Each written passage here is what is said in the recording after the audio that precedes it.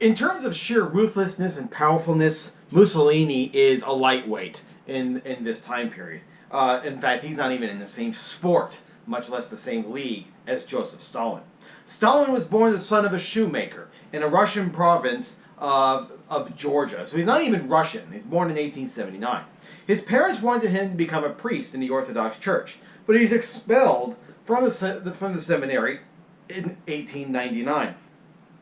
He joins the Russian Social Democratic Party and becomes one of Vladimir Lenin's supporters in that party. He gained a notoriety of robbing banks in order to raise funds for that party. He participates in the Russian Revolution as a good communist. And in the Civil War, he was put in charge of making sure that his homeland of Georgia was still in the new Soviet Union. He did so with violence, which really bothers Lenin.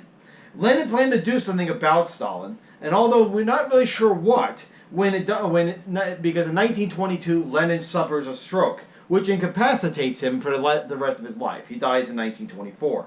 And upon Lenin's death in 1924, you have a struggle for control of the party, a struggle that Stalin will eventually win in 1927, when the 15th All-Union Congress of the party declared that no one could disagree with the party line, which was going to be determined by Stalin.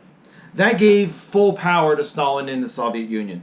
With that power, he tried to transform the Soviet Union. He firmly believed that it would always be threatened by the capitalistic West, and he determined that to make certain that the Soviet Union could defend itself, and that meant turn it into an industrial power. In 1928, he announces his 5-year plan, which called for the building of steel mills, manufacturing plants, electrical power plants, everything you associate with economic and military strength, Stalin's going to ask for. But who's going to pay for it? Well, that's simple for Stalin. The peasants are going to pay for it. They would give up their private farms and become a member of a collective farm, where their production, their labor, and their output would be organized and channeled for the good of the state. And the surplus of the population of the farms would go and work on the buildings of the factories and infrastructure. As you can imagine, the peasants were keen on this. They don't want to give up their farms. They don't want to be part of taken away somewhere and be told what to do on a collective farm, or have their children taken over and taken away into the fascists of Russia. In fact, they would rather burn their fields and kill their livestock rather than turn them over to the state. And as you can imagine, Stalin's going to strike back with great violence. It's estimated from 1928 to 1933, 5 million peasants, quote-unquote, disappear. Killed either outright or by starvation. And that was just the first 5-year plan. There's going to be a second 5-year plan in 1933, and at the end of that, you have a third. The results are the fact that by 1941, agriculture in the Soviet Union was completely collectivized, and the Soviet Union became a great industrial power. And it's estimated, though, that the cost of lives is anywhere between 21 and 26 million Russians.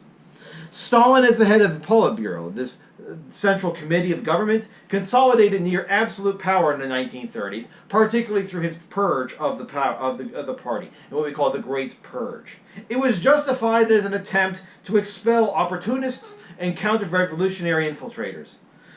In fact, the purges were primarily engineered to eliminate all political and personal competition against Stalin that might cause him to lose power.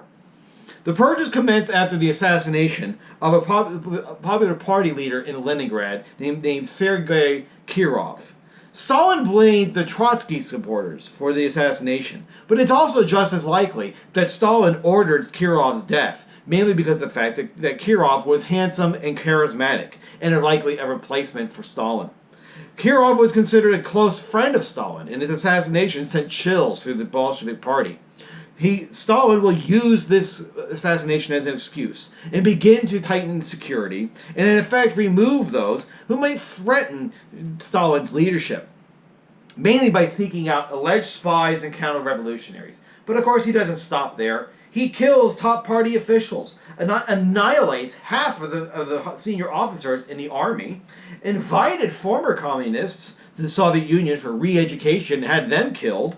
And by the late 1930s, as part of the Great Purge, Stalin will be using the Soviet secret police, the NKVD, and use their assassins to secure scores against political enemies living in exile. For example, in 1940, a Soviet agent would go and find Stalin's old rival, Leon Trotsky, in Mexico and assassinate him.